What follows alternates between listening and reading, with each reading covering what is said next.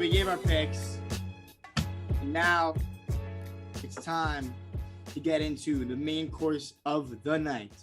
Tomorrow night, NBA dreams will come true for lots of young players, 19, 20 years old, and for NBA franchises hoping to get back to the promised land with some home run swings. All right. Now, this draft, before we're going to do a little mock draft. John and I obviously are not the experts. I've done a little bit of studying up. John doesn't appear like you have, but thank God that we have our friend and draft expert, friend of the pod, Mr. Eli Mallouhi here to give us his wisdom. So Eli, before we get into the mock, what kind of draft is this? Is this a super deep draft? Is this a top heavy draft? Is this a draft that we can expect, these big names that 10 years from now, they're going to be ruling the league? Or is it kind of like a boom or bust? What kind of vibes are we feeling this year for the 2022 draft? A great question, Alex. So the way that I see this draft is I don't see a number one superstar player. There's no Zion, there's no Anthony Davis, there's no Karl Anthony Towns, there's no Cade from last year, who was my number one guy. There's no one in that level. I think the meat of this draft is in two places. I think the top four-ish, give or take one guy, I think it's really a top four. The top four, I think, is really, really good. I think there's four legitimate, tier two kind of guys, second best player on championship teams. I think there's four of them, which is a pretty good number, right? If you go back to recent years, last year was an outlier because last year's draft, I think, was just nuts, right? But go back to even just 2 years ago. You have Anthony Edwards, you have LaMelo Ball. Those two are probably guys in route in that tier. And then after that, it drops off a tiny bit, right? And, but I think that's where the crux of the draft is. The top four guys are awesome. I think it falls off a little bit after that. I think from 5 to 20, I think is probably there's not a lot of difference. Obviously number 5 guy is better than number 20 guy, whatever. But I think that they're all relatively closer, tiered together. I think we're the next best part of the draft. I think it is pretty deep at the end of the first round. There are 5, 6 guys between that are going to go probably between 20 and 35 that I really like. And I think that that's kind of where the next strength of the draft is. Awesome. So that's kind of where I see this draft, feeling out, at this point right now. Okay. So we know the draft order. It's Orlando. Then it's OKC, Houston, Sacramento, Detroit, Indiana, and so on. But, especially with these top 4 guys, Eli, I don't know, in a vacuum, how are you ranking them? And obviously the top 4 guys are in no order, Jabari Smith, you got Chet Holmgren, Paolo Banchero, and I'm assuming the 4th guy is Jaden Ivey. Okay, yes. Cool. So if you had to rank these guys, who would you just want to start your, blank canvas franchise with out of those 4? And then, give me the full list. So my number one guy, and honestly, it's really not that hard for me. For me, it's Chet. Chet Holmgren, I think, is going to be – so it's hard to say – he's the one exception. No, absolutely not going to be bust. He's the one exception to my, best player on a tier 1 kind of argument. He doesn't fit the mold of a tier 1 player. So that's where I'm kind of a little bit iffy on calling him Cade Cunningham, a ball dominant guy, or, Zion Williamson, or, any of those other guys. He doesn't really fit that mold. But I think he has the talents to be considered one of those tier 1 guys. Chet, we can talk more about Chet specifically, but I think Chet, is my number 1 for sure. But not as a shot creator necessarily, or is it everything else that he does? See, that's the thing. He's going to be one of the best defenders in the NBA tomorrow. Truly. I truly believe he's going to be one of the best defenders in the NBA already. I gotta interrogate you now, Eli. All right. Go for it. We can talk Chet. We'll stop and talk Chet. All right. How tall is Chet? 7'2"? I think he's listed at 7 foot. Exactly. I'll get his NBA combine now. But Chet. He is 7 foot tall and he is 195 pounds. I do have to say he will be the second player in NBA history to be 7 feet or taller and under 200 pounds. The first one being Alex Pokuševski, who plays for the Oklahoma City Thunder. There's actually going to be a third this year. There's a guy, John Butler. and he's going to be a second rounder. He's 7'1", 175. Oh, I heard about this guy. Why is anyone drafting him? Florida State. That's awesome. Oh, you know what? I remember. I think we saw Florida State play Boston College at one. Yeah, he is teeny tiny. But anyway, continue. So, all right. So this is part of it. So we're talking about a 7-foot guy. So what position is he going to be guarding, Eli? He's going to be guard. I mean, he's going to be a 4. He's going to be a 4, probably ideally next to a just bigger bodied center. He doesn't even have to be, a great even player, just like a bigger bodied guy. He can play the 5 technically, whatever. As long as the front court guy next to him is a little bit of a bigger body, I think he can play the 4 or the 5. All right. So right now the favorite is for Orlando was not going to take Chet, and then we're expecting Thunder. Jabari Smith. We'll get into We'll go into that in a bit. But okay. So whatever. My point is, let's say Smith goes to Orlando, Chet goes to the OKC. So he's playing the 4 now. To me, I don't know who the center is, but guess what? Monday night, Joel Embiid is going to be in town, okay? And then maybe like a few more nights from then, you're going to have even a guy like Rudy Gobert in town, who offensively, whatever. Hold on, Joel Embiid, 280 pounds. I get it. No. Yeah, here's my rebuttal, John. Who can guard him? That was the first one. Nobody can guard Joel Embiid. Nobody can guard him. Right? It's like saying, have a guy that has at least 200 pounds. Okay. Oh, see, especially when he's 20. He's 20 years old, dude. Well, Kevin Durant was, and I'm not saying he's Kevin Durant, but Kevin Durant was 6'11", 190 something as well. Look at how he grew. And how heavy is Durant now? Durant's not that heavy. He's great. And look at Giannis. Heavier. And he's awake. Giannis put on 60 pounds. Giannis is an alien. Okay. I think Chet is an alien. He's not on Giannis's level. Don't get me wrong. I'm not betting Chet to be the 15th best player of all time or whatever. All right. So look, you just said Giannis. Look how Giannis came into the league at age 18, whatever. Giannis right now, 243 pounds, right? And he's also 7 feet. Okay. Giannis was running through the entire Celtics team. He was running through Tatum and Grant Williams and Al Horford, all these massive bodies, running through them, putting up 40 and 20. Okay, so to me, if we're gonna compare him, let's see Chet. An argument now. We're not saying Chet is gonna be Giannis. We're saying, can Chet put on weight? Like, yes, he's skinny. Clearly, that's he needs to fill into his body, but he's also 20 years old. He hasn't even reached his athletic peak yet, and he's certainly gonna grow, right? It's more. And that's the thing about Chet, John, is it's his upside, right? Okay? It's his upside. All right, so that's my thing. Is you could convince me of his offensive talent. He's a 4 or whatever. But I don't know. I don't trust him guarding centers in the NBA. If he's who are centers in the NBA? There's really 2 centers you're thinking of, and that's Joel Embiid and Nikola Jokic, and no one can guard them anyway. So it doesn't matter. All right. Well, you can only stop those guys with good team defense, which Chet would actually excel at anyway. So without getting too off topic, let's bring it back to Eli. So Eli, number 1 guy in the draft, you have Chet. Who else? Yeah. So number 1 for me is Chet, and I can go even longer why I think Chet. But number 2 for me is Paolo Banchero. He is So you want me to talk about him, or do we just go in order right now? Why don't you tell me those rankings, and as we do the draft, just so we don't go too long. So I have Paolo 2. I have, and I think that those 2 are my top 2 for sure. 3 and 4, I think is interchangeable. I think it's really tough for me. I'm going to lean Jaden Ivey, and then have Jabari Smith at number 4. But I think that one's really tough for me. They're so close together that I wouldn't fault anybody for thinking Jabari. But I think like that's more of an unpopular opinion, Eli. No. Yeah, I am lower. I'm a little lower on Jabari than I am too. Than the consensus, and we can transition right into the draft because I do think Jabari's going to go number 1. Okay, Eli, can I ask you something then? If you think he's going number 1, Orlando Magic, they're going to pick him.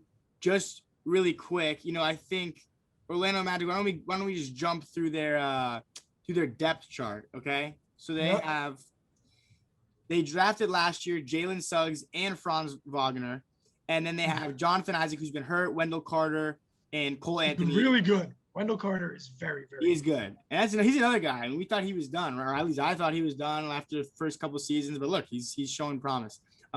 So Cole Anthony's their starting point guard. And then they also have Mo Bamba off the bench. But why Eli would Mo Bamba's a free agent. He's probably. Oh, okay. So we'll see. So why would they pick Jabari Smith Jr. over Paolo Banchero or even a guy like Chet who has so much upside? So I think they're gonna love Jabari because of the shooting. I think like all of those players you just listed, I think the Magic have a decent core. Like I think they've got some talent, for sure. They need a star. That's the one thing. And Jabari, as much as, and I can talk in a second why I'm a little bit lower on him than most.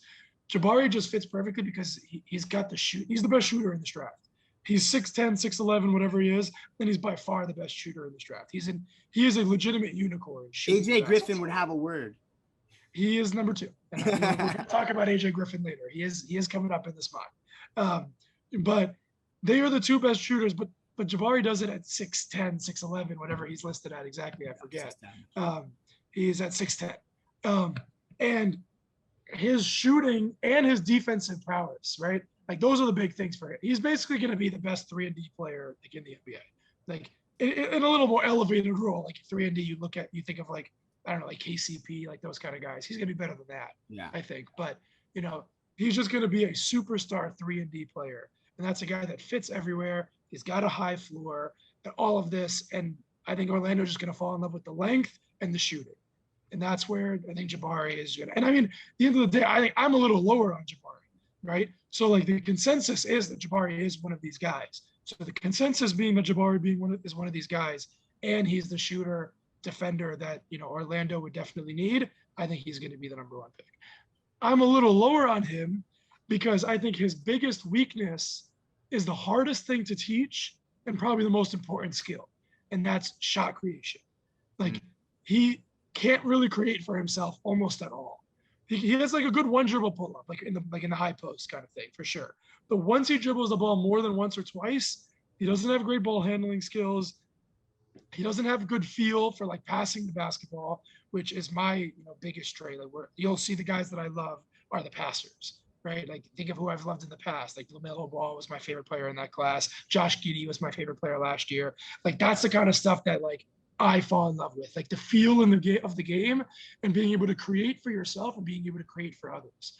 That's not who Jabari is. Jabari to me, and this is kind of not even just this is kind of the general, comp that I keep seeing for him over and over again. He's a better defensive Rashard Lewis, which is a really good player. Rashard Lewis, I think, made an all-star game. I'm talking he's a better defender for sure. So he's going to be even better than Rashard Lewis. But like that's the kind of role that I see him filling. A 20-point per game, complimentary 3-point shooter who is also a really, really, really good defender. I'll add this on Jabari. I think so. I'm jealous of this Bill Simmons take, but he was just talking about, and I think it was him. Bill Simmons was talking about how in today's NBA, it's almost like drafting running backs early in fantasy football. It's like there's so few of them. And he made a comparison like fantasy baseball, just taking hitters. But to me, it made more sense. It's not like running backs in fantasy football. He's like with wings, like it's almost like you need good wings to win the NBA title. If you don't have wings, you're not going to win, right? Like, Memphis had a lot of great perimeter guys who they ended up pushing Golden State to 6, the same amount, even without John missing a couple games, the same amount that the Celtics did, who also great wings, right? In Tatum and Brown, whatever. And so from there, even like thinking about a guy like Scotty Barnes, I'm like, holy cow! Like Scotty Barnes might have one of the highest like trade values in the league, just like behind like he might be in the top 10, like maybe not top 10, top 15 in terms of like the obviously Giannis and Steph and John, these guys are early, Jokic and Embiid, but like as just young guys who like aren't all-stars yet. Just as a young dude who can like almost seems like he could do it all. And to me, that's where I'm like, you're selling me. Like he's at the very worst. Is he a great role player, right? Like, is he 3-and-D? Like, maybe he can't create a shot, but like if you put him next to a guy that can do that, then like it seems like he could be a really great fit next to like me, like, well, what are they building? Like, what is their roster going to look like in the next 5 years? So that's where I had questions, but I mean, sign me up for an NBA wing, an NBA ready wing. Yeah, let me ask you this, Eli. So I definitely see for the Orlando Magic the fit piece of you want a better shooter in Jabari Smith. who shot 43% on 163 attempts over Paolo, who Paolo hasn't really demonstrated that he's a good shooter. He could develop it, maybe. Hopefully he will. Maybe not. But then when I look at a guy like Chet Holmgren, who he shot 41% on 97 attempts, and it seems like his defensive upside is better, and it's not like he's creating shots for himself either, and neither is Jabari. I think Chet can. That's different. Okay, you think Chet can, so that's an even better thing. Why would Orlando not just take Chet? Especially then here's also I like these type of connections. Jalen Suggs played with him in I think in high school or wherever, and so they have a friendship, and apparently Jalen Suggs is still kind of a mentor for Chet. So why wouldn't you want to do that connection, especially in Orlando? You want to really have some young guys that your fans can get excited about for the next few years. And compare those two. And I'm totally with you. I'm totally with you. Because they both went to Gonzaga too. Like the connection's there, I think they should take Chet for all of the reasons you just listed. I just don't think they will. Are they stupid? That's mostly just like from hearing. Just like Jabari's been the betting favorite forever. And in fact, the one thing that you did bring up, you brought up Paolo. Paolo's the one that's getting the buzz. In the last 2 or 3 days, the betting markets have moved big time to say that Paolo is at least an option, right? And I think that the reason for that, and I love Paolo. Paolo's my number 2. And we'll talk about Paolo in a second. Fit-wise, for Magic, I don't see why Paolo would make more sense. I do see the fit. I see the fit because they need an alpha. Like they need a guy who can go get a bucket, right? That's the one thing that they don't like. That's what they don't have. Ideally, he would be a shooter, right? Because their guys aren't great shooters with the exception of Franz. And he's not great, but he's good enough for his position.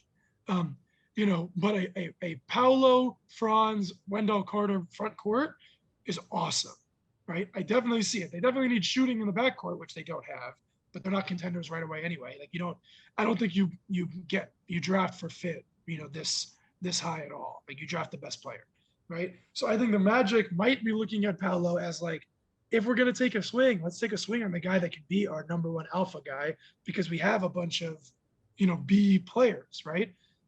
I don't think that should be what they should do, because I just think Chet is that good. It's more of that for me, Chet is that good that he should be the pick. I think he won't be, and I think the Magic are going to regret it if we end up, going to bed tomorrow night with, Jabari Smith being the first pick, which is still the betting favorite, even though it did move a little bit. He's still the betting favorite. Everybody still thinks it's going to be Jabari, but I just wouldn't make it Jabari in my. I think that's fascinating, and I love an NBA draft where the consensus number 1, best talent isn't going number 1. That's extremely exciting to me. So, John, unless you have any other thoughts, I think we should move on to the pick number 2, Oklahoma City Thunder. Who they picking, Eli? I think this is going to be they're going to run it up to the table. It's going to be so fast, and it's going to be Chet Holmgren. And I think if the Thunder were picking out 1, they would take Chet Holmgren. He fits perfectly. He's long. He's athletic. He can shoot. He can defend, which is a big thing, with Giddey and Shai Gilgeous-Alexander, that kind of core. They Trey Mann even as like a 6-man guy. They do have Dortcher, but they have no big men. All of their like young guys, all of their like hopeful, pieces are all guards and wings. Yeah, and Poku. Who actually, I think he can be fine. He can be like a solid man. He's a solid player. But, Chet is a franchise-altering defensive player, which they desperately need. And then on top of that, he is a culture setter. He is mean. He fights. He is the hardest working guy on the court. Every report is that he is the guy that loves basketball the most in this entire draft. He like truly eats, sleeps, breathes. Yeah, he is unbelievable. He has next level instincts. That's like the biggest thing about him, man. He is the best like help side defender we've probably seen in at least the last couple of years, since I've been, trying to follow this as best as I can. He is the best help side defender there is. He is unbelievable, even guarding the ball. Like even with the whole argument about his size and his frame, whatever, it's obviously I'd rather him be 225 than 195. But even still, because of his length, because of his fight, because of his IQ, his instincts, he still guards everybody super well. That's the biggest thing about Chet. I'm going to end it with this. We've talked about him already a little bit. Like the biggest thing about Chet is every single year of his life, everywhere he's gone, AAU, high school, college, it's all been he's too skinny. And then he goes and he dominates anyway. Like at what point are we just going to say he's not too skinny because it works. Just because it doesn't look like it's going to work doesn't mean it's not going to work.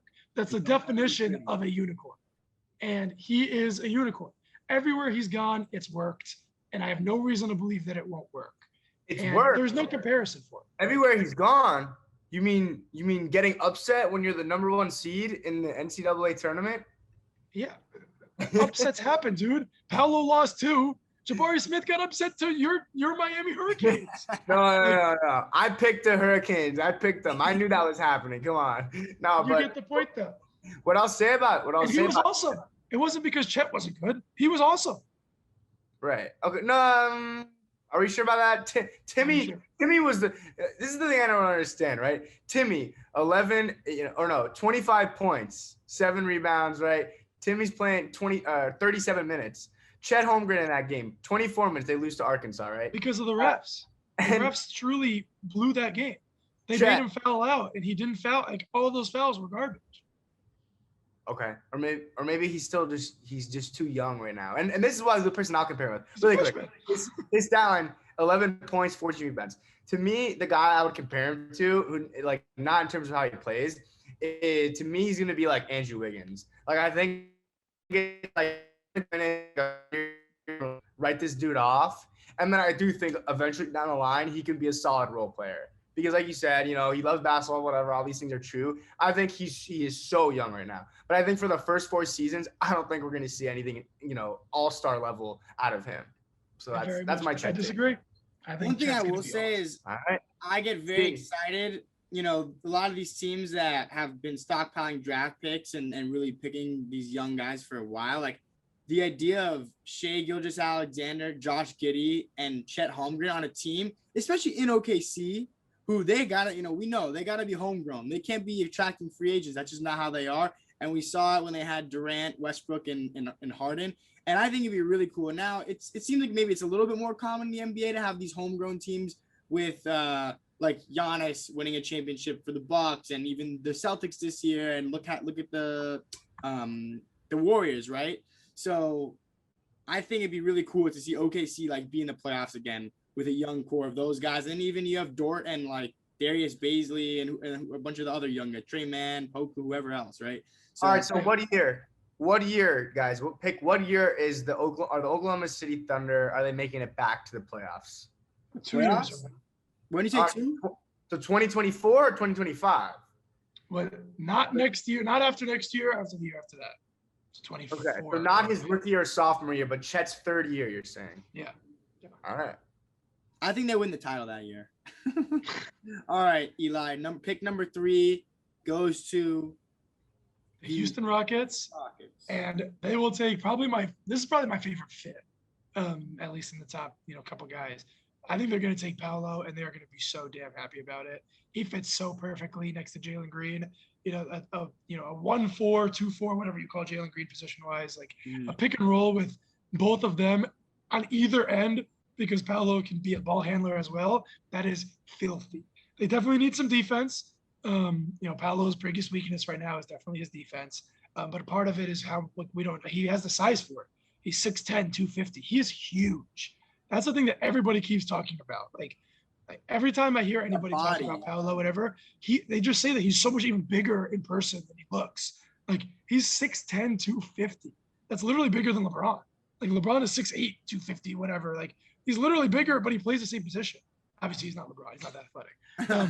But like Paolo reminds me of Pistons Blake Griffin, like the all NBA year when he was like awesome, or whatever, 18, 19 or whatever. That Blake Griffin was pulling up for 3. Yeah, and Paolo could shoot. So his numbers don't show it as much because a lot of it was like self-created, like off the dribble. Okay. College spacing is a little different. Duke could not shoot at all. The entire team had no shooters except for AJ Griffin. Which AJ Griffin, we'll talk about him in a second, I think hurt him because he was the only spacer on the floor. So a lot of it was like self-created stuff. He's got good form. He's a good free throw shooter. He's really good in the mid-range. He is unbelievable at creating his own shot in the mid-range. And he's got like that skill. He's so smooth. He can score against anybody. He's just awesome. I think Paolo is a star. Paolo is my number 2 guy. I think he's going to be an all-star. He reminds me of, like I said, like Pistons Blake Griffin. Like he was third team All NBA that year. I think he was 18 or 19. I forget which year. Like he's that kind of player. He's not the freak athlete that we remember, prime Blake Griffin being, but a little more, just smart, savvy, good shooter. And the best thing about Paolo, and I'm going to end with this, he is the best passer in this class, period. Point guard, not point guard, whatever. Paolo is an unbelievable passer. And, it goes back to what I said in the beginning. Like, these are the kind of guys that I love. The big passers, I think, are like, that's the best skill that you can have. If you can create for yourself and others with size, the ceiling is unbelievable. And I think Paolo is exactly that. Yeah. So like I said, I haven't done much draft research, but the top 3 guys I have quite a bit. And it does shock me that, like, as of how many, the last week or 2 weeks or whatever it's been, that now it's like, oh, Jabari's going number 1. It is shocking because of everything you just said, Eli. To me, Paolo has like he fits all the criteria for a number 1. He looks like a number 1. He looks like a number 1 pick in the draft. And to me, if I'm Houston getting him at number 3, holy cow, I'm licking my lips and I'm saying this guy with Jalen Green, like, they're so young. I think they're going to have some nights where they're going to look like, the young version of Lob City. But I think they will have some nights where they look absolutely awful too. Like, just defensively, in terms of them being young, turning the ball over and chucking shots. But I think, what do we have here when he's 19 years old. Jalen Green is 20. He's same age, a year older, probably. Jalen Green, 20 years old. What do these guys like? Shengun is not even 20 yet either, because he was so young last year. Shengun as well, right? It's like, so what do those 3 dudes look like when they're 25, 26, 25, 25, and 26, right? Like, that's fun. And if I'm Houston, oh my gosh, like, Daryl Morey leaves, James Harden leaves, now you just traded Christian Wood, like, whatever, like, you're looking at this. They got more ammo. They have 2 more first-round picks. Right. And they have, they got pick 17 and pick 26. 17 and 26. I like their build the best. And when I'm talking myself into all this, I'm like, oh, Houston's going to look good in like 6 years from now when these dudes hit their prime. To me, I'm like, what's Orlando doing? And I think what they're doing is they're saying, we want to go with more of a sure thing. We know that maybe the floor of Jabari is like, he can be a player like look at how good Wiggins was in the finals. Like I said, like, just a good wing guy, and that's probably his floor, Jabari's. And it's like, Paolo is like a guy who looks, again, he has the criteria of what a number 1 pick would be, but it's like he also has maybe more bust potential, you could say, of not being that guy, of not fulfilling that potential. So I don't know, it's interesting. I'm wondering then why wouldn't Orlando trade down? If it seems like Chet and Paolo both make sense for OKC and Houston, and it seems like those 2 guys are the more talented guys in the draft. Why wouldn't Orlando try to do what the Celtics did to the Sixers in 2017 when they traded up when they traded down to get Tatum, because they would have taken Tatum number 1 anyway. If the Magic really want Smith at number 1, they should trade down. So low key, I think that there's two parts to that. I think the one part that I think they might, and I think that is where the very little bit of the Paolo number 1 conversation might be gearing towards. Oklahoma City is very, very good. They've always been really good at hiding their intentions, right? All we've heard about OKC is Jabari and Chet. What if they actually want Paolo? And if they actually want Paolo, the Rockets, who now have an extra pick and multiple extra ones, what if they end up saying to Orlando, hey, trade down with us. You guys clearly like length. Like Orlando's John Hammond is their GM, like the Milwaukee Bucks. Think of Thon Maker and Giannis and like all those guys. Like they like you length. So what if the number 1 buzz is, does Houston trade up to go get Paolo because they like him, being scared that the Thunder won't, or the Thunder will take Paolo at 2. I mean, that's, I think, the first part of that. I respond. I think the second part, just a smaller point, but the second part is, I think that there's just a chance that Oklahoma City just also wants Jabari, right? Like, because of all of the reasons why they would want Chet, Jabari fits all of those same reasons. I think Chet's better, but if Jabari fits the same mold of why Oklahoma City would want him, so they can't trade down to 3 for Houston if they think that if they just really want Jabari, you just take your guy. Like, just period, you just end up taking your guy. Yeah. So that would be the rebuttal to why that would not happen, potentially at So least. My response is that I just trust the sources like that Woj and Shams and all these guys have like too much for it to be like this thing where like everyone's pretty calm. Like you said, the money is the way the odds work. Like they Vegas knows, and to me the top three is looking like you're right. It's Jabari, it's Chet, and it's Paolo. So to me, it's like I would be really shocked if it's like oh no, OKC actually really like Banchero, like, and they don't take Chet, right? Nobody thought they were taking Giddey last year. Nobody. But to me, That's just one example, obviously. Yeah, but what pick was that too? What pick did they have? Six. And it was a surprise because Kuminga was right there, and Kuminga was like a month earlier picked at like number 2 or 3. He fell a little bit, age, whatever, but like everybody thought it was going to be Kuminga. It was a perfect fit, and they just left Josh Giddey. So who knows? But that's kind of my Paolo spiel. So you guys want to keep going to number 4? Yeah, go to number 4. This is a really exciting one. We have the Sacramento Kings, who, Eli, I'll just say what you said. Your top 4 players, the next guy should be Jaden Ivey, who's a guard. This Sacramento team had a lot of guards, right? So they just traded away Tyrese Halliburton because they had too many guards. So what are they going to do here, Eli? So if you had to make me pick, I think that I have no doubt in my mind Jaden Ivey will be the 4th pick of the draft. I have absolutely no idea who is going to be picking it. Okay. But my guess is it's not Sacramento. I agree. Is it Detroit who's picking number 5? I think it could be Detroit. Okay. I think it could be Indiana. I think it could be New Orleans. I think it could be the Knicks. And I think it could be the Thunder. Those are kind of the. Would Indiana do it with Tyrese Halliburton? You could put Halliburton and. I think Halliburton and Ivy is an awesome backcourt. Is it as awesome as Ivy and Cade though? I mean, that doesn't matter. You're not comparing the two of them. It's just I would love that. I'm just saying, what should I be rooting for? I really would love to see Jaden Ivey on the Pistons because, I've seen some mock drafts have at number 4 the Kings because they have Davion Mitchell and De'Aaron Fox. They're not going to pick Jaden Ivey also, and then the Pistons are able to scoop him up at number 5. And I also do think the Kings are kind of a team that's dumb enough, Eli. We've seen them do this in the past where they've just totally missed on a certain pick. Maybe they won't. Maybe this is a no-brainer here. You said there's a top 4. It seems like there's just a very clear top 4 talent-wise.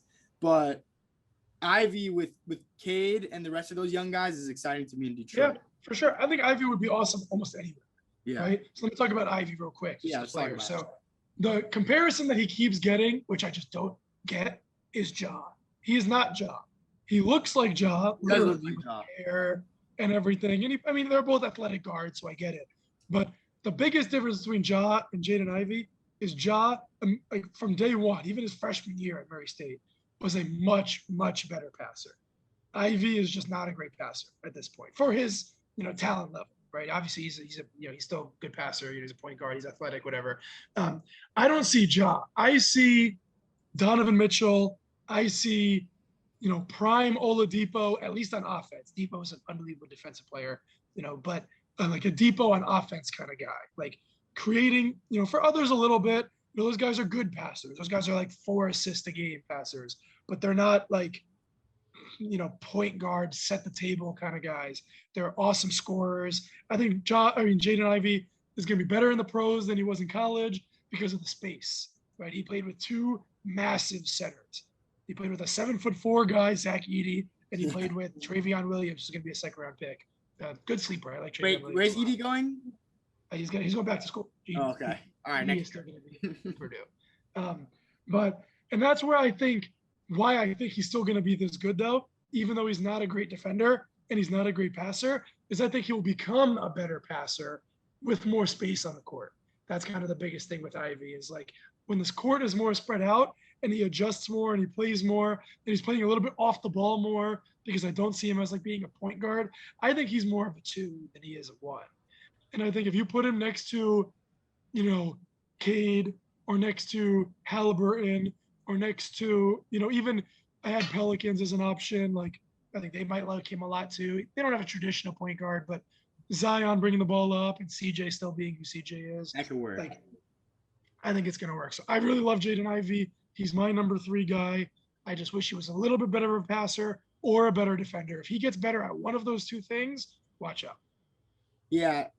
Ivy, I said this during March Madness. I said he's my favorite player that's going to be drafted this year. And he stole my heart. You know, he was pulling up from deep. I really liked how he got to the rack. You're right. He's not a passer. Jaw was very clear, even from the little that I watched him when he was in college, mostly in the tournament. Unbelievable. Great passer immediately. But Ivy has, you know, that athleticism. But I do think Ivy's a guy who I kind of, and I know you said you think he'll be great on any team, almost any team, whatever it was. Yeah. I kind of worry about the fit for him. He's a guy who I'm scared will get put on the wrong team and then things won't pan out because he's a guy who can score and he's obviously, you know, like point guard size. He's not the biggest player. So when you have a guy like that, I think it's very crucial what team they land on. So I mean, also it's probably, I would never want anyone to land in Sacramento. So hoping he doesn't end up in Sacramento. Yeah, I agree. And I think Sacramento they want to win now. So I think to talk the Sacramento part of this, I think they end up doing some deal where it's like, you know, with Indiana, let's call it, they'll do something like, you know, Brogdon and 6 for Jaden Ivey and, you know, a decent like role player or something because Brogdon's really good. He's worth more than just trading up 2 spots. Maybe they give up like Rashawn Holmes or something. I don't know, whatever. Or the Pistons will trade like Sadiq Bey, you know, just move down 1 spot and still get who they like, right? Something like that, you know. So I do think that that's what the Kings want. The other option and the last dark horse, actually, that I forgot to mention because they're not even in the lottery, there's a lot of talk about Atlanta moving up. Atlanta has an extra pick. They traded with somebody last year. I forget who it was. And they want to move John Collins. And John Collins is at least offensively, a really good fit next to Domantas Sabonis. So I think something like 16, a future first, and John Collins for 4. We're starting to hear some buzz about that. And then Atlanta would take him to be next to Trey. It's not perfect defensively. That makes sense having Ivy. Offensively, it would be unbelievable because they can both play really well off of each other. Defensively, they're gonna, you know, just get bludgeoned with points. But it would definitely be fun. So, you know, that's a dark horse that we keep hearing. I want Ivy to go to Indiana just because I think it would be so incredible as, you know, the Sacramento Kings as like they're the like bottom feeding franchise, you know, just of complete mediocrity and just incompetence. I think it would be incredible to see Indiana, like I think a pretty respectable organization. They haven't won a title, but they're like a respectable. This is their first pick higher than 10 since 1980 something or whatever. Exactly. Like they're usually competitive. They've been in the playoffs, right? In the 90s and the 2000s and the 10s, right, with Paul George and the Roy Hibbert, those teams. And I think it would be incredible to see like the team that's led by Halliburton and Ivy, 2 guys that should have been on the Kings. And Ivy played in Indiana, obviously, Purdue. So that'd be cool. He's from Indiana too, not from Indianapolis. He's from South Bend, so a little south. But I was hearing that on a podcast today. All right, next pick. So we go number 5. Detroit. So Detroit, this one is really hard for me. I don't really know what Detroit's going to do. I think this is the pick that I'm least confident in the top, let's call it like 8 or 9. I think they could go really with anybody. But I think they're going to end up taking Keegan Murray, the power forward out of Iowa. Keegan Murray kind of reminds me of Al Horford. I'm a little bit lower on Keegan than others are, but he's just a good, solid player. He doesn't really have any weaknesses, but he doesn't really have anything like crazy that sticks out.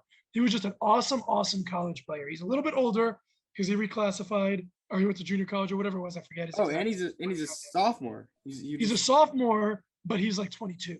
Okay. 21, turning 22. So he's a little bit older, you know, for his grade. So part of that is the age thing. Is he only good because he's basically a college senior playing, you know, whatever. But he does a little bit of everything. He's a good defender, but he's not, you know, elite. He's a good shooter, but he's not like, you know, AJ Griffin level or whatever. The one thing he's really, really good at is he's really, really good in space. He like was unbelievable in transition. I forget the exact number, but he was by far the best in like points per possession in the NCAA last year in transition. He averaged like 1.5 points, you know, per attempt or something like that. Something that's just like bonkers. He kind of reminds me a little bit, not as like a player, but like just to compare last year, just like I like the profile of like Franz Wagner. Just the guy that everybody knows is going to be a really good player, what's his ceiling, and that's why he fell a little bit. He ended up being his ceiling. Franz ended up being a little bit better than people thought, like his ceiling wise, but kind of in that profile. So that's why I compared him like an Al Horford, just like a really good defender, steady veteran, going to be an NBA player for like 12 years. Might make like one All-Star team if like his shots, are on fire for a year and like on a good team kind of thing. But that's kind of who I see Keegan Murray as, like an Al Horford kind of just good, solid 10-year NBA vet who's just a really good player. And he's also an awesome dude, apparently. Like everybody just loves him, hardest working guy, just in the gym, loving, that kind of thing. So Keegan Murray to Detroit is where I'm going to put him. I like that pick for Detroit, but for that fit. But what position is he going to play? So he'll probably play the 3 and the 4. He'll probably play more of the 4. I think he can, in a bigger lineup, he can defend a little bit out there. And I think he can be a small ball 5 if you're just trying to stretch out because he can shoot. And he's got size. I think he's 6'9", if I remember correctly. He's 6'8". So he's got like small ball 5 size, when you really have to. But I see it like an Al Horford kind of role. Cool. All right. Number 6, Indiana Pacers. Eli, who are they taking? Number 6, I have Indiana taking Benedict Mathurin out of Arizona. He's the wing out of Arizona. He reminds me, I just talked about this guy, with Jaden Ivey, but I think this one fits even more. He reminds me of Victor Oladipo. He is just fiery, feisty.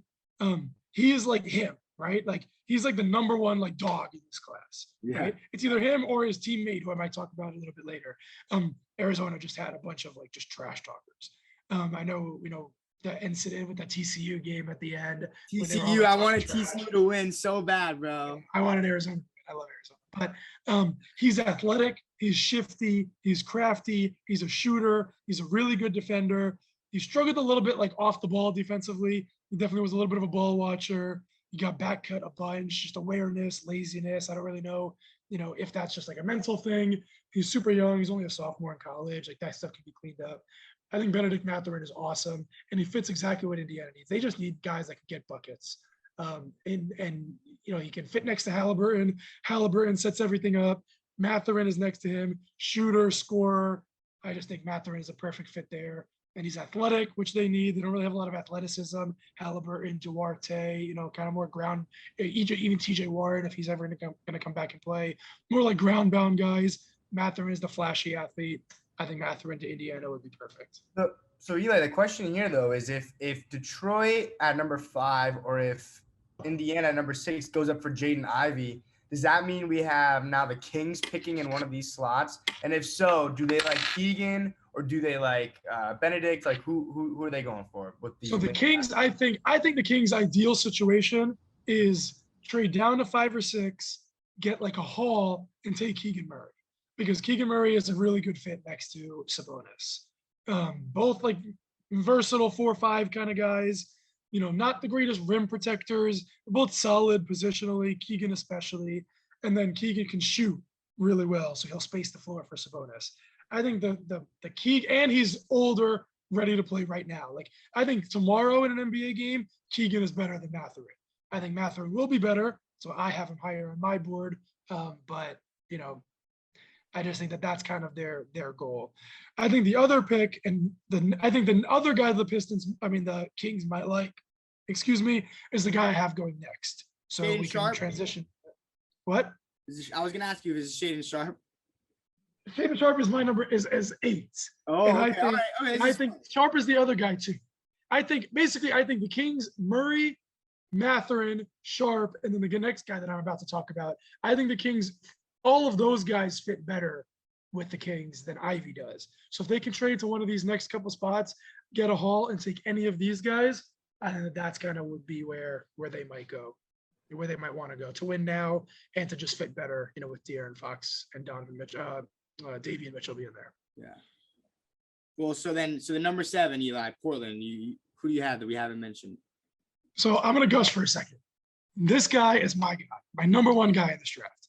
Not the number 1 player in the draft, my favorite player in this draft. To me, the Portland Trailblazers will take Dyson Daniels out of the G League. And Dyson Daniels is my guy. I am all in with him. He is Lonzo, but a little bit more athletic to me. Similar shooting questions, coming out, right? Like Lonzo became a really good shooter. And I think Daniels can be. His form is good. There's no reason to believe that he can't be a good shooter. He was a young 18-year-old playing in the G League professionally. He didn't shoot very well for sure. But he is the best perimeter defender in this class easily. Like if you were just tell me one guy, go guard Steph Curry, go guard John Morant, go guard, Bradley Beal, whatever, go guard. He is the guy that I want guarding that. He's huge. He's 6'7", and he's a legitimate like point guard, like a legitimate lead guard. Again, I was teasing it earlier. The exact type of guy that I fall in love with. 6'7" guard. He's a very, very, very good passer. He's probably the second best passer. I have to think about that real quick. But like Paolo, I think is the best passer, especially when you count the fact that Paolo's 6'10" and Daniels is only 6'6", 6'7". But he is the next best passer. He's a great defender. He's got a really good in-between game. He's like a good mid-range game. He's got a really good floater. He's just an awesome, like just like wing-ish skills, but in like a point guard like body, right? And like I just think that he's an unbelievable fit next to Dame specifically, right? He can be like the point guard, the guy that sets it all up, whereas Dame is the scorer, and he's an unbelievable defender with size. He's basically the antithesis of CJ McCollum. CJ McCollum is a scoring small shooter. He is a defense passing wing that plays guard because he could handle the ball really well as well. He's Lonzo in that like connecting style kind of player, but I think he's got more upside than Lonzo because of his athleticism. Daniels will dunk on people. He's athletic. I'm just all in. Dyson Daniels, I'm putting my stamp on it. He is a guy that I believe is going to be a really, really, really good NBA player. And I think he fits perfectly next to Dame specifically in this case.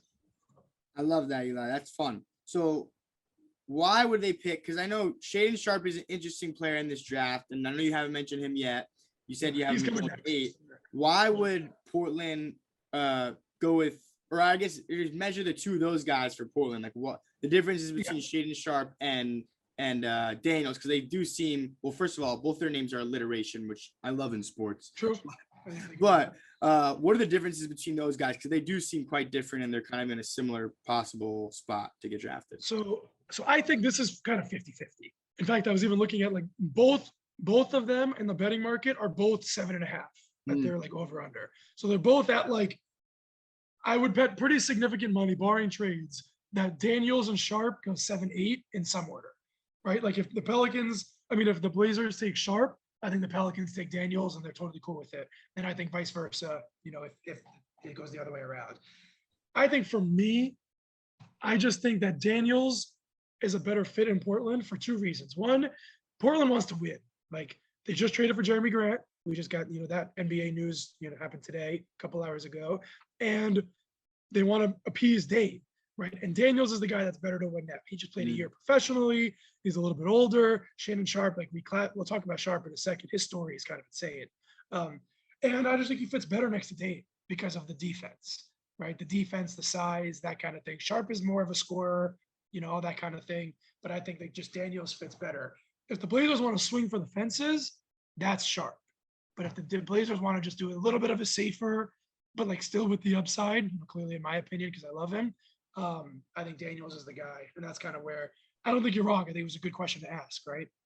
It's going to be Sharpe or Daniels, in my opinion. I just lean Daniels, mostly because of the defense, if anything. So then you have Sharpe going to New Orleans? Yeah, so I have Sharpe going to New Orleans. He is a massive question mark. He is just, he reclassed. So literally a year and a half ago, basically, right around this time, a year and change ago, he was like the number 80 prospect or something in his high school class. And then he had a summer where he just went nuts. The summer of, I think, the 2021 summer, so last summer.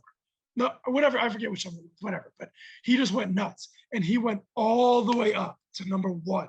He literally went from like 80 to 1 in one summer because everybody was just like, whoa, we missed on this guy. He grew up, whatever. He went all the way up there. Then he reclassified. And he went early, like he went to Kentucky early. But he hasn't even played. He's played 4 games since last summer. And it was in like a semi-professional high school age league, whatever, in October, right? So he really hasn't even played. But his upside is unbelievable. He kind of reminds me of Anthony Edwards. just streaky. He probably a little too jump shot happy, kind of a little bit like Edwards. As awesome as Edwards is, with as athletic as he is, he should dunk on people more than he takes, contested step back threes. And that's kind of what Shaedon Sharpe is. He's a little jump shot happy for such a stud athlete, but he's a really good shooter. He's not a great defender, but he's got the size, so it looks like it's going to be there with the athleticism and the size. Like how much of it was like, high school age, like what does it really matter? AAU, all that kind of stuff. We never got to see him in like a college system or anything. He's just as super weird but raw as it gets. He's the biggest boomer bust guy in this draft. And I think at the Pelicans right here, he's probably the last guy of the second tier. I think it's a top 4, and then these next 4, and there's a huge drop. So he's just the guy that fits there, and he's the upside guy. You put him next to Zion long term. If he ends up hitting, Zion and Shaedon Sharpe can run the NBA. And Brandon Ingram, sorry, I didn't think about Ingram. Like those 3 guys, the 2, 3, 4. And Jose Grand Theft Alvarado. Yeah, honestly, to me, like you saying all that would make me surprised to see the Blazers draft Sharpe. Like to me, if I'm the Blazers, I'm drafting Sharpe, and then I'm trading Dame for that's the kind draft of picks. Trajectory for sure. It doesn't make sense to me if they need the NBA ready guy, you don't take the raw dude that hasn't really played in a big game in his entire life really since high school, or not, he didn't play in college, right? Like, so it doesn't really make sense to me. It seems like they got to go with your crush right there, Eli, right? Dyson Daniels. For sure. Okay. Now we got who we got rounding out the top 10. So we got San Antonio Spurs next. And I have them taking kind of the sleeper. This is kind of the probably surprise.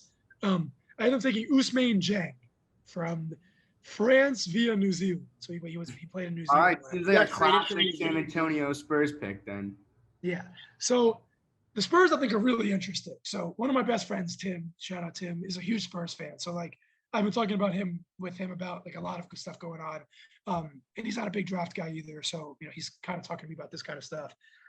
And the Spurs are interesting. I really just have no idea what the Spurs in general next year is going to look like. They've got a lot of good young pieces, not really like a super duper star. I don't lots like of cap their team space. right now. What? Yeah, I don't really like their team right now. So I see them as just taking a swing for the fences.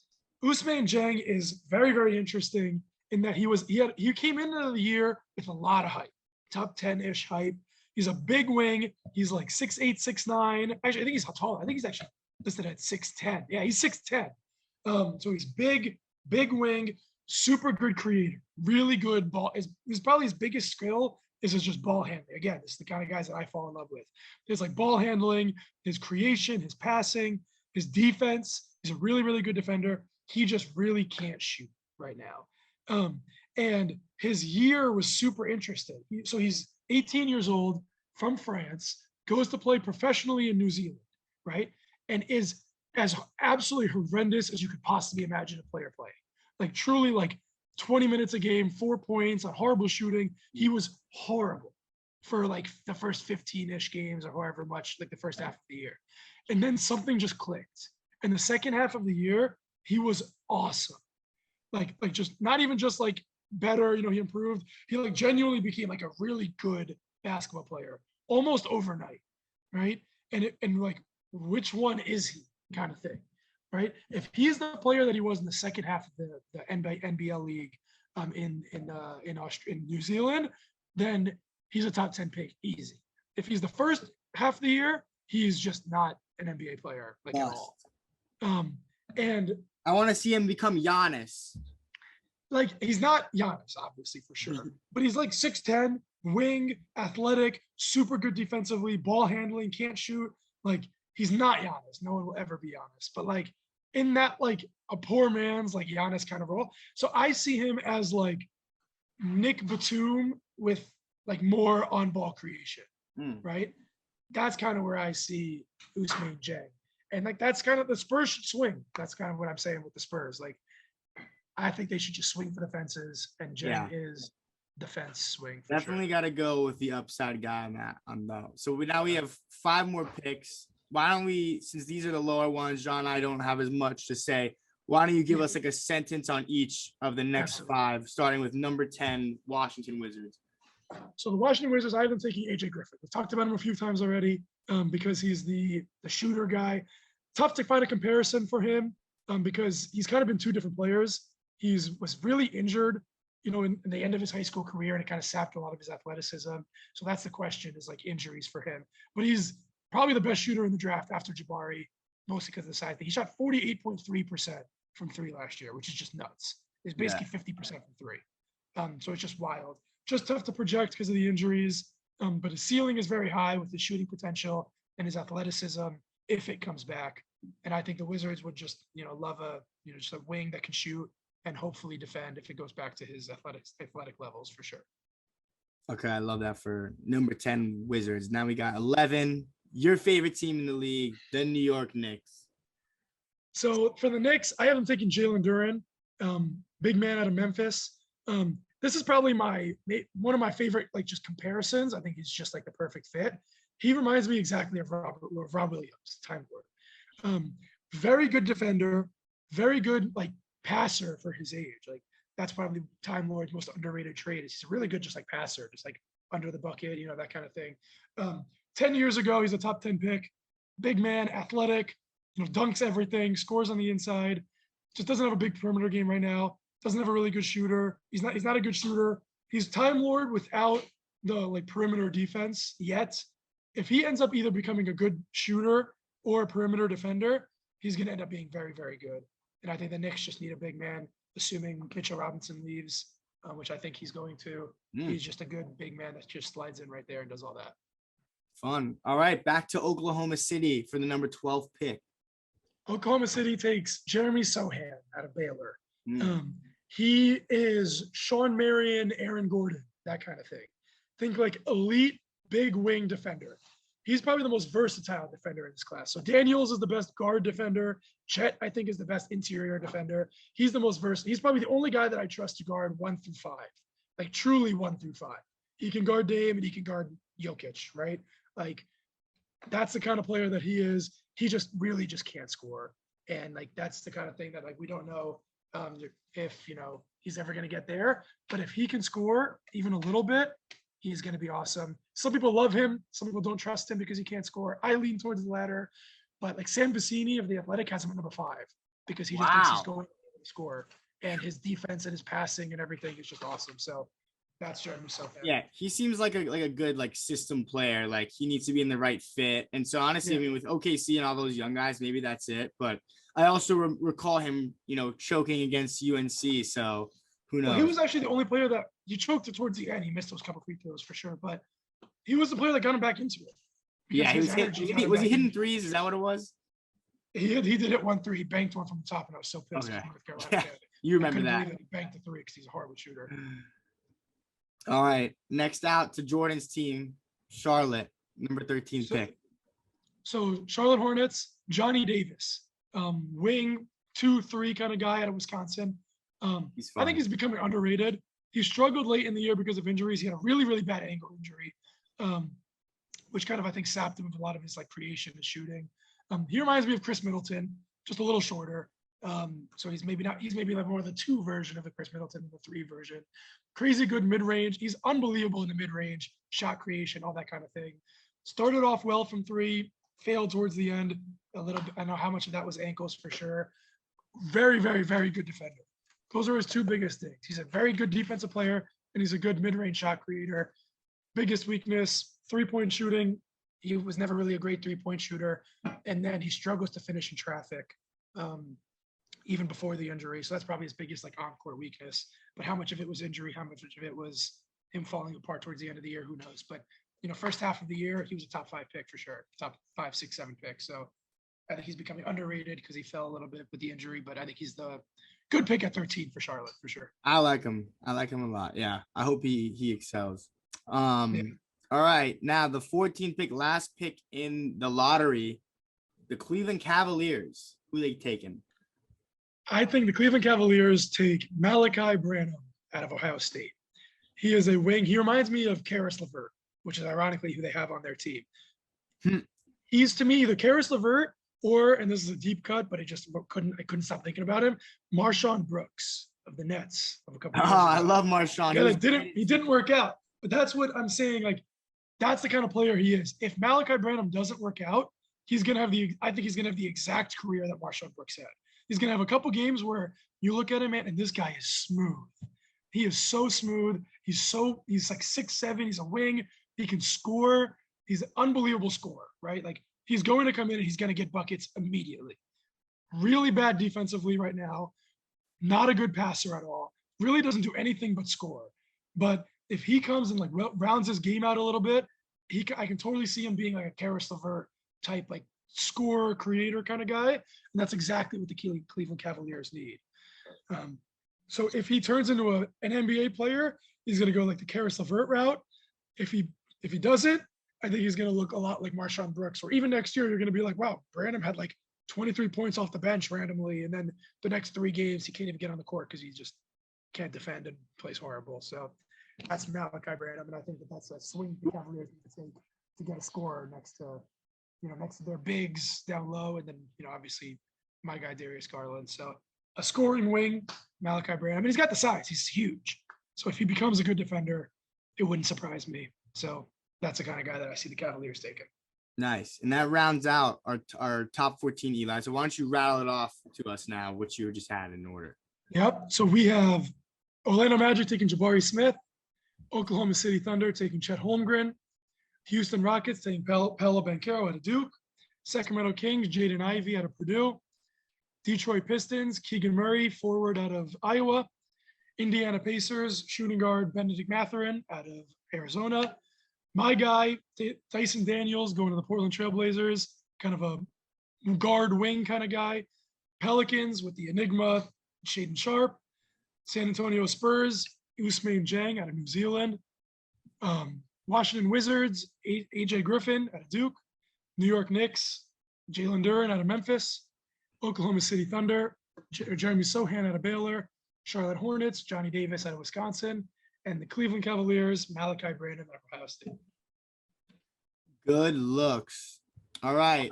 Eli, I'm texting it to us now. We're going to see how many picks you actually nail or if your entire top 14 is a wash. Sounds good.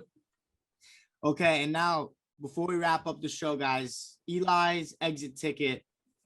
I want to see. We like Eli. We played a game with you before that where every single NBA player has gone to college. So I'm gonna give you a few names and let's see if you can get these correct. All right. I'll start off with some easy ones. Kawhi Leonard. San Diego State. Correct. Klay Thompson. Washington State, number 13 overall. Luol Deng. Duke. Lamar Odom. Rhode Island. Ooh, I did not think you were gonna get that one. Nene Hilario. Are you fact checking this? Those ones are right. Nene Hilario. He's from Brazil. He didn't go to college. Yeah, I don't think he went to college. The last one. International from Brazil. Assistant coach of the Miami Heat legend, Chris Quinn. Notre Dame. All right. Eli's 6 for 6.